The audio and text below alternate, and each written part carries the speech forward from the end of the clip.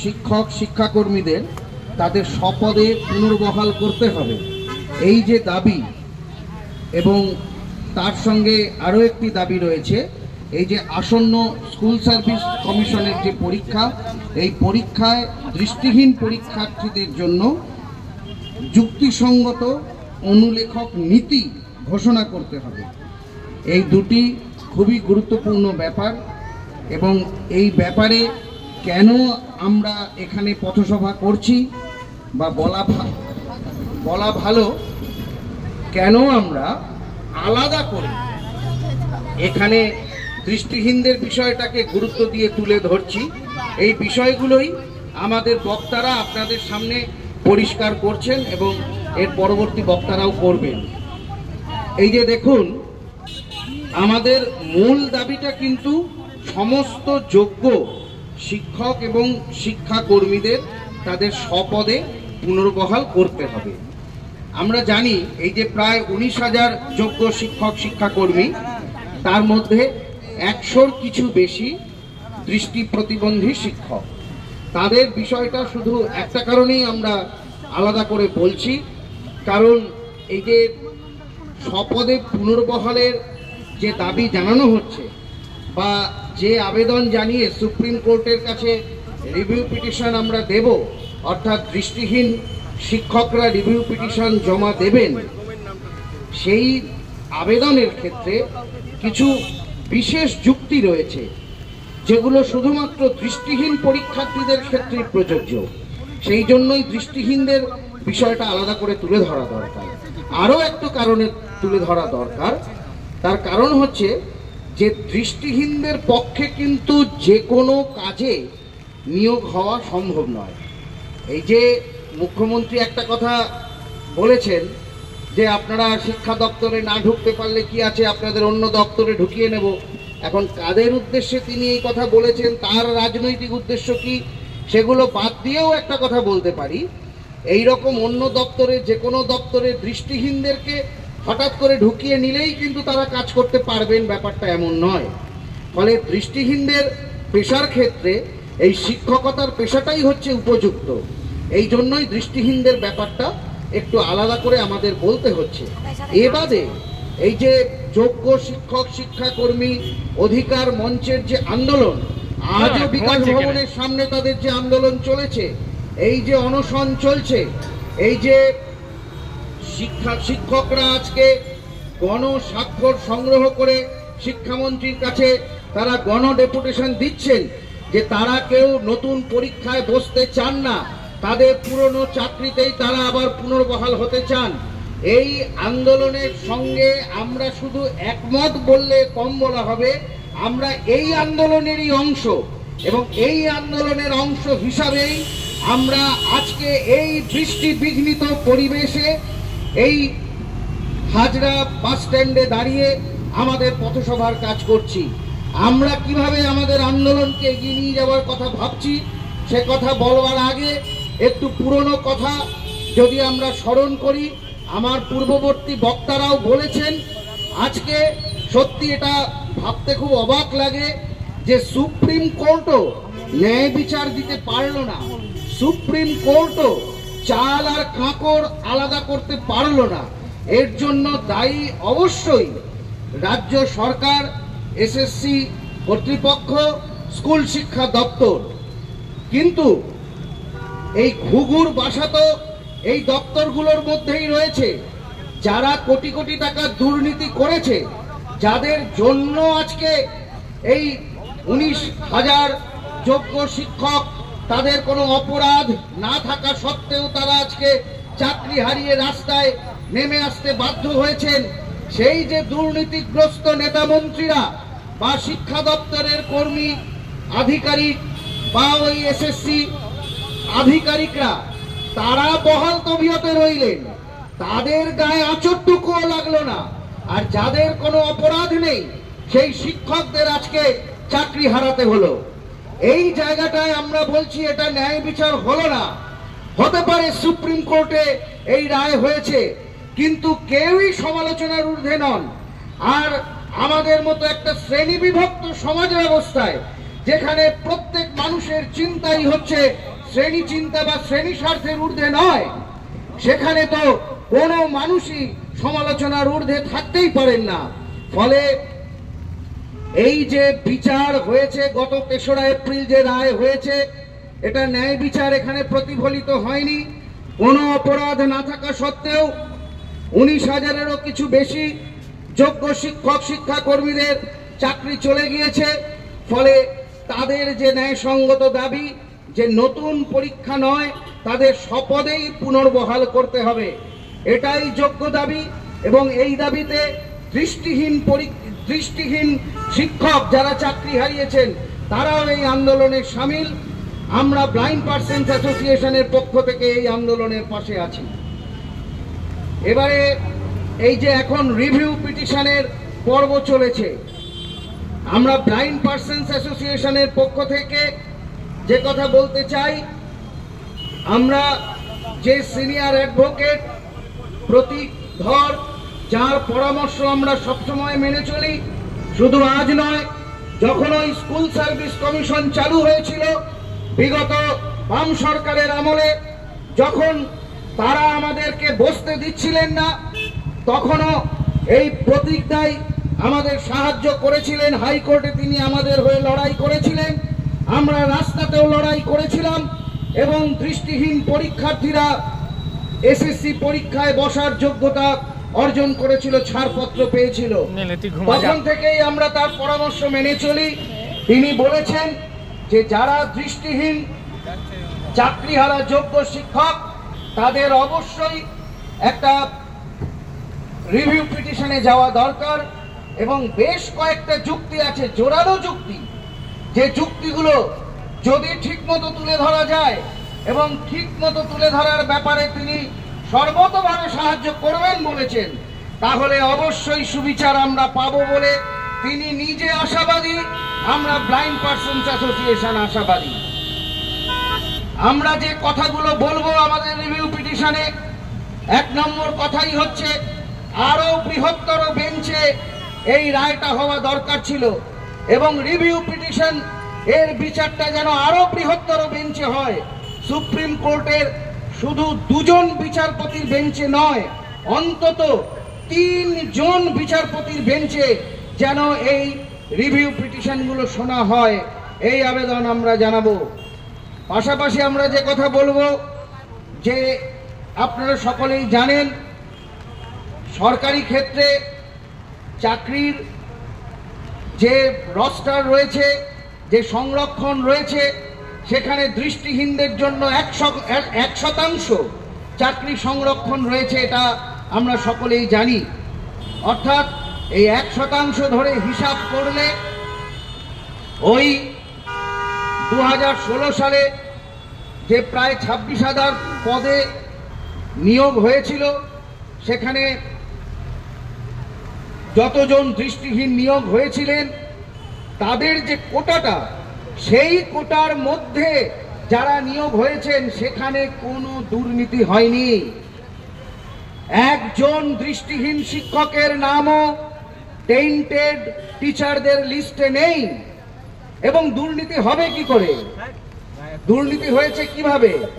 OMR sheet tampering করা হয়েছে, rank jumping এর ঘটনা ঘটেছে, সুপার নিউমারারি পোস্ট ক্রিয়েট করা হয়েছে। দৃষ্টিহীনদের ক্ষেত্রে এরকম সুপার নিউমারারি পোস্ট ক্রিয়েট করার কোনো প্রয়োজন হয়নি। যে সমস্ত বিষয়ে দৃষ্টিহীনরা অ্যাপিয়ার করেছিলেন, অর্থাৎ যে সমস্ত সাবজেক্টগুলোতে দৃষ্টিহীনরা চাকরির পরীক্ষায় বসতে পারেন, সেই সাবজেক্টগুলোর মধ্যে কিছু কিছু সাবজেক্ট, যেমন ফিলোসফি, পলিটিক্যাল সায়েন্সের মতো এমন কিছু সাবজেক্ট আছে যেখানে সেই কোটাটা পুরো ভর্তি হয়নি, ফুলফিলই হয়নি। তাই সেখানে র্যাঙ্ক জাম্পিং এর ঘটনা বা সুপার নিউমারারি পোস্ট ক্রিয়েট করার মতো ঘটনা বা ওএমআর শিট ট্যাম্পারিং এর মতো ঘটনা তো বাস্তবেই ঘটতে পারে না। আর বাকি যে সাবজেক্টগুলো, সেখানেও পরপর যেভাবে নাম ছিল ওয়েটিং লিস্টে, প্রথমে যাদের নাম ছিল এবং পরবর্তীকালে দেখা গেছে কোনো কোনো সাবজেক্টের ক্ষেত্রে ওয়েটিং লিস্টে আর কেউই ছিল না। ফলে সব দিক থেকে বিচার করলে যদি সেই সময় পরীক্ষার সমস্ত নথিপত্র ঘেঁটে দেখা যায়, তাহলে দেখা যাবে যে দৃষ্টিহীনরা কোনো দুর্নীতির সঙ্গে যুক্ত ছিল না। আরো একটা কথা, দৃষ্টিহীনরা সাধারণত যে আর্থসামাজিক পরিবেশ থেকে, যে পরিবার থেকে উঠে আসে, সেই পরিবারে ম্যাক্সিমাম ক্ষেত্রে নুন আনতে পান্তা ফুরোয়। ফলে তারা লক্ষ লক্ষ টাকা ঘুষ দেবে কি করে, এ কথাটাও তো ভাবতে হবে। আর যে কথাটা আমরা আগেই বলেছি, দৃষ্টিহীনদের পক্ষে বিকল্প কোনো কাজে চলে যাওয়াটা এমনিতেই খুব কঠিন। আর যারা এতদিন ধরে শিক্ষকতা করছেন, যাদের অনেকের সংসার হয়েছে, অনেকের বয়স হয়েছে, অনেক দায়িত্ব তাদের পালন করতে হয়, তাদের পক্ষে নতুন করে অন্য কোনো পেশায় নিযুক্ত হওয়াটা প্রায় অবাস্তব। ফলে তাদের ক্ষেত্রে তাদের স্বপদে যাতে পুনর্বহাল করা হয়, এই আবেদনই, এই বিভিন্ন যুক্তি সহ আমরা রিভিউ পিটিশনে তুলে ধরব। আরো কথা আমরা রিভিউ পিটিশনে বলবো, আমরা বলবো এই যে নতুন এসএসসি যে পরীক্ষা ব্যবস্থাটা হচ্ছে, যে ব্যাপারে আরো বিস্তারিত আলোচনার প্রয়োজন আছে, সেই পরীক্ষা ব্যবস্থার সঙ্গে 2016 সালের যে পরীক্ষা ব্যবস্থা ছিল তার কিছু পার্থক্য ঘটে গেছে। ফলে এই নতুন করে এই সময় এই পরীক্ষায় বসলে ওই সময়কার যারা শিক্ষক ছিলেন, যারা সেই সময় যোগ্যতার পরিচয় দিয়েছিলেন, তারা হয়তো অনেকেই পাশ করতে পারবেন না। আর এই পাশ না করলেই তারা অযোগ্য, এটা প্রমাণিত হয় না। এখানে হচ্ছে বাস্তব অবস্থাটা বুঝতে হবে। ফলে নতুন করে যাতে দৃষ্টিহীনদের পরীক্ষায় বসতে না হয়, এই আবেদনই জানানো হবে। এই আন্দোলন চলবে কোর্টে, এই আন্দোলন চলবে রাস্তায়। সুপ্রিম কোর্টে কোনো একটা আন্দোলন চালাতে গেলে, বিচার পেতে গেলে লক্ষ লক্ষ টাকা খরচ হয়, আমরা সবাই জানি। আমরা মানুষের দরজায় দরজায়, মানুষের কাছে আমরা হাত পাতবো যে আজকে যোগ্য দৃষ্টিহীন শিক্ষকরা তাদের স্বপদে তারা পুনর্বহাল হতে চাইছেন। সেই যে কোর্টে রিভিউ পিটিশন চলেছে, আপনারা সকলেই সাহায্য করুন এবং সাধারণ মানুষের সাহায্য নিয়ে এই আন্দোলনে আমরা এগিয়ে যাব। কিন্তু বন্ধুগণ, আজকে এই পরিস্থিতি সৃষ্টি হলো কেন, এই কথাটা যদি আমরা ভুলে যাই তাহলে কিন্তু মারাত্মক ভুল হবে। একদিকে এই যে রাজ্য সরকার, তারা যোগ্য অযোগ্য আলাদা করে পৃথকীকরণ করলো না, বারবার হাইকোর্ট, সুপ্রিম কোর্ট বলা সত্ত্বেও তারা করলো না। তার একটা কারণ কি, যারা অযোগ্য অর্থাৎ যারা ঘুষ দিয়ে চাকরিতে ঢুকেছে, তাদের ঘুষ দিতে প্রলুব্ধ করেছে কারা? তাদের বেকারত্বের সুযোগে নিজেদের দলীয় ফান্ডে কোটি কোটি টাকা ঢুকিয়েছে কারা? এই নেতা মন্ত্রীরা, মুখ্যমন্ত্রী থেকে যার শুরু, তারাই তো সকলে মিলে এই দুর্নীতিটা করেছে। ওই একজন মন্ত্রী ধরা পড়ে এখনো জেলে আটকে রয়েছেন, এটা তো হিমশৈলের চূড়া মাত্র। এইরকম আরো কোটি কোটি টাকা তাদের ঘরে রয়েছে। বন্ধুগণ, সেটা যাতে ফাঁস না হয় সেই জন্যই তারা অযোগ্য প্রার্থীদের নাম আলাদা করে চিহ্নিত করছে না। আরো একটা কারণে তারা চিহ্নিত করছে না, এটা কিন্তু সুগভীর চক্রান্ত। সেটা হচ্ছে জাতীয় শিক্ষানীতি এবং রাজ্যের শিক্ষানীতি। জাতীয় শিক্ষানীতি 2020, রাজ্যের শিক্ষানীতি 2023, যার মূল কথাই হচ্ছে শিক্ষার সম্পূর্ণ বেসরকারীকরণ। এই পথে রাজ্য সরকার হাঁটতে চাইছে। এই জন্যই আজকে এতগুলো শিক্ষকের পদ এইভাবে তারা শূন্য করে দিয়ে, এতগুলো স্কুলকে তারা, বিদ্যালয়কে তারা পঙ্গু করে দিল এবং এরপর বলবে যে আমরা চালাতে পারছি না। ইতিমধ্যেই তারা 8000-এর বেশি স্কুল বন্ধ করবার সিদ্ধান্ত নিয়েছে। এইভাবে শিক্ষার সার্বিক বেসরকারীকরণের দিকে যাচ্ছে আমাদের এই রাজ্য সরকার। এবং এই যে জাতীয় শিক্ষানীতি, রাজ্যের শিক্ষানীতিতে যে কথাগুলো বলা হয়েছিল, অনলাইন এডুকেশন, তারপরে স্কুল ক্লাস্টারিং, এই সবগুলোই তো করতে সুবিধা হবে যদি স্কুলে শিক্ষক না থাকে।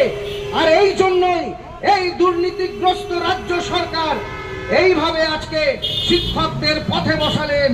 বন্ধুগণ, এইটা আমাদের মনে রাখতে হবে, ভেবে দেখতে হবে। বন্ধুগণ, শিক্ষকদের পথে বসানোর জন্য রাজ্য সরকার যেমন দায়ী, তেমন আমি অর্থহীন ভাষায় বলতে চাই, কিছু আইনজীবী তাদের আইন ব্যবসা তারা করেন, তাদেরও কোটি কোটি টাকা, কিন্তু তারাও এর জন্য দায়ী। এখানে বিকাশ রঞ্জন ভট্টাচার্য, ফিরদৌস শামীম, এদের নাম বলতেই হবে। এরকম কিছু উকিল তারা কি করলেন, যখন হাইকোর্ট সুপ্রিম কোর্টে বারবার বলছে যে যোগ্য অযোগ্য আলাদা করে চিহ্নিত করে দাও, তখন তারা তো এই শিক্ষকদের আহ্বান জানালেন না যে আসুন আমরা সবাই মিলে আন্দোলন গড়ে তুলি, যাতে এই যোগ্য অযোগ্য আলাদা করে চিহ্নিত করে দিতে বাধ্য হয় রাজ্য সরকার। তারা সমানে সওয়াল করে গেলেন যে পুরো প্যানেল বাতিল, পুরো প্যানেল বাতিল। আর যেদিন ওই সুপ্রিম কোর্টে পুরো প্যানেল বাতিল হলো, বিকাশ রঞ্জন ভট্টাচার্যের কি হাসি, বলে হ্যাঁ এ তো সঠিক কাজ হয়েছে। 26,000 শিক্ষকের চাকরি তারা খেয়ে নিলেন এইভাবে। 19,000 যোগ্য শিক্ষক শিক্ষাকর্মী তারা রাস্তায় বসলেন, লজ্জা করে না? আর আমরা কি এসব ভুলে গেছি? এই বিকাশ রঞ্জন ভট্টাচার্য যখন তার রাজনৈতিক ক্ষমতাও ছিল, তারাই তো এই দৃষ্টিহীনদের স্কুল সার্ভিস কমিশনের পরীক্ষায় বসতে দেবেন না বলেছিলেন। তার বিরুদ্ধে তো আমাদের আন্দোলন করতে হয়েছে। তাদের সেই চরিত্রকে আমরা ভুলে গেছি। আজকে তারা সাধু সাজছেন, হাজার হাজার শিক্ষককে এইভাবে পথে বসিয়ে তারা সাধু সাজার চেষ্টা করছেন। এখানে আমরা দেশবন্ধু চিত্তরঞ্জন দাসের ছবিতে আজকে মাল্যদান করেছি। আজকে একটি বিশেষ দিন, দেশবন্ধু চিত্তরঞ্জন দাসের মৃত্যু শতবর্ষ, তার ছবিতে আমরা মাল্যদান করেছি। তিনিও পেশায় আইনজীবী ছিলেন। তিনি স্বাধীনতা সংগ্রামীদের হয়ে লড়াই করতেন, বিপ্লবীদের হয়ে লড়াই করতেন। লড়াই করতে করতে এক সময় তিনি নিজেই স্বাধীনতা সংগ্রামে চলে এলেন, তার সমগ্র জীবনটা তিনি বিলিয়ে দিলেন। তাই তিনি আজকে মহাপ্রাণ, তিনি আজকে দেশবন্ধু, তার মৃত্যু শতবর্ষ আমরা উদযাপন করছি বন্ধুগণ। আর আজকে এই সব আইনজীবীদের আমাদের দেখতে হচ্ছে, যারা রাজ্য সরকারকে বিপদে ফেলবে বলে, নিজেদের সংকীর্ণ দলীয় স্বার্থকে চরিতার্থ করবে বলে এত হাজার হাজার শিক্ষককে আজকে বিপদের মধ্যে ফেলে দিলেন। কোনো মানবিকতা নেই তাদের। আজকে এই অবস্থার মধ্যে দিয়ে আমাদের যেতে হচ্ছে, কিন্তু বন্ধুগণ সত্যের পক্ষে লড়াই চলবেই এবং সেই লড়াইতে আমরা জিতব। আমাদের এই আন্দোলনের আরো দাবি আছে, নতুন করে আবার স্কুল সার্ভিস কমিশনের পরীক্ষা হবে। এখানে প্রায় 42,000 শূন্য পদে পরীক্ষা নেওয়া হবে, যার মধ্যে প্রায় 26,000 পদ হচ্ছে ওই 2016-র যে শূন্য পদগুলো। বন্ধুগণ যুক্তি কি বলে? যুক্তি বলে ওই 2016 সালে যে 9 লক্ষ পরীক্ষার্থী যারা বসেছিলেন, তাদের মধ্যে যারা বঞ্চিত হয়েছেন তারাও তো এখনো চাকরি পাননি।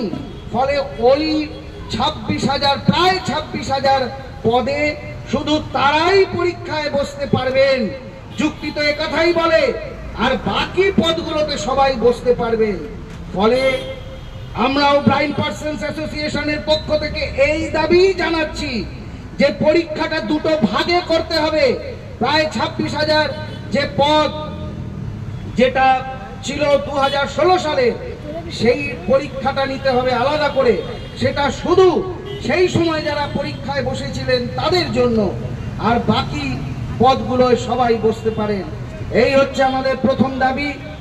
আর এই যে এসএসসি পরীক্ষা হচ্ছে, দৃষ্টিহীনদের যে শ্রুতিলেখক লাগে আপনারা সকলেই জানেন। দৃষ্টিহীনরা মুখে মুখে বলে, তারা শুনে শুনে লেখে। এই শ্রুতিলেখক যোগ্য উপযুক্ত শ্রুতিলেখকের কোনো ক্রাইটেরিয়া এরা বেঁধে দেয়নি এবং বরাবরই আমাদের রাজ্য সরকার এই ঝামেলা করে। 2013 সালে সেন্ট্রাল গভর্নমেন্টের social justice and empowerment department তারা যে নীতি নিয়েছিল শ্রুতিলেখকের ক্ষেত্রে, যে শ্রুতিলেখকের ক্ষেত্রে কোনোই ক্রাইটেরিয়া থাকবে না, যে কোনো মানুষকেই শ্রুতিলেখক হিসেবে নির্বাচন করা যাবে, কিন্তু পরীক্ষা চলাকালীন যাতে কোনো দুর্নীতি না ঘটে সেটা নিশ্চিত করার দায়িত্ব যারা পরীক্ষা গ্রহণ করছেন তাদেরই সেই দায়িত্ব। ফলে আজকে ইনভিজিলেশন বাড়াতে হবে। এখন তো সিসিটিভি ক্যামেরাও আছে, ভয় পাওয়ার কি আছে? আর দৃষ্টিহীন মানেই সে দুর্নীতি করে এটা ভাবারও কোনো কারণ নেই। দুর্নীতি শুধু দৃষ্টিহীনরাই করে এটাও নয়। ফলে আজকে এই দুর্নীতি হবে না এই কথা বলে এই যে আজকে শ্রুতি লেখক নেওয়ার ক্ষেত্রে এত বাধা, এত বিধিনিষেধ এই যে আরোপ করা হচ্ছে, আমরা জানি 2018 সালে দিল্লি হাইকোর্ট একটা মামলার রায়ে বলেছিলেন যদি যারা পরীক্ষা গ্রহণ করছে তারা যদি নিজেরা রাইটার দিতে পারে তবেই রাইটারের ক্ষেত্রে তারা কোনো ক্রাইটেরিয়া বেঁধে দিতে পারে। তারা যদি নিজেরা না রাইটার জোগাড় করে দিতে পারে তাহলে কোনো ক্রাইটেরিয়া বেঁধে দেওয়া যায় না। আমাদেরও এটাই দাবি। এই যে আগামী পরীক্ষা আসছে, দরকার হলে আমরা এটার জন্যও আলাদা করে কোর্টে যাব যে এই রকম ভাবে শ্রুতি লেখকের বিধিনিষেধ তৈরি করে দৃষ্টিহীনদের অসুবিধার মধ্যে, বিপদের মধ্যে ফেলা যাবে না। এই সমস্ত দাবিতে আমাদের আন্দোলন চলছে, আমাদের আন্দোলন চলবে। আরো বক্তা এখানে বক্তব্য রাখবেন। এই কথাটা বলেই আবার শেষ করছি। আজ একটি বিশেষ দিন, দেশবন্ধু চিত্তরঞ্জন দাশের মৃত্যু শতবর্ষ। তার মতো মানুষের আজকে সমাজে খুব অভাব ঘটেছে, এটাও যেমন সত্যি, আবার এটাও সত্যি আন্দোলন ছাড়া, অন্যায়ের বিরুদ্ধে প্রতিবাদ ছাড়া বড় মানুষ তৈরি হয় না। চিত্তরঞ্জন দাশ জন্মেই চিত্তরঞ্জন দাশ হয়ননি। তিনি যে দেশবন্ধু হয়েছেন আজকে, তিনি অন্যায়ের বিরুদ্ধে রুখে দাঁড়িয়েছিলেন বলেই তিনি আজকে দেশবন্ধু হয়েছেন। সেই রকম এই অন্যায়ের বিরুদ্ধে আমরাও রুখে দাঁড়াবো। ব্লাইন্ড পার্সনস অ্যাসোসিয়েশন রুখে দাঁড়ানোর অঙ্গীকার নিচ্ছে। আমাদের আন্দোলন চলবে। সমস্ত যোগ্য শিক্ষক, শিক্ষাকর্মীদের, দৃষ্টিহীন শিক্ষক সহ তাদের স্বপদে পুনর্বহাল করতে হবে। নতুন পরীক্ষায় তাদেরকে বসতে বাধ্য করা চলবে না। এই আমাদের একটি দাবি। আরেকটি গুরুত্বপূর্ণ দাবি হচ্ছে ওই আসন্ন স্কুল সার্ভিস কমিশনের পরীক্ষায় দৃষ্টিহীনদের জন্য যুক্তিসঙ্গত অনুলেখকের নীতি ঘোষণা করতে হবে। এই কথা আবারও বলে দেশবন্ধু চিত্তরঞ্জন দাশের প্রতি যথাযোগ্য শ্রদ্ধা নিবেদন করে আমার বক্তব্য শেষ করছি। নমস্কার।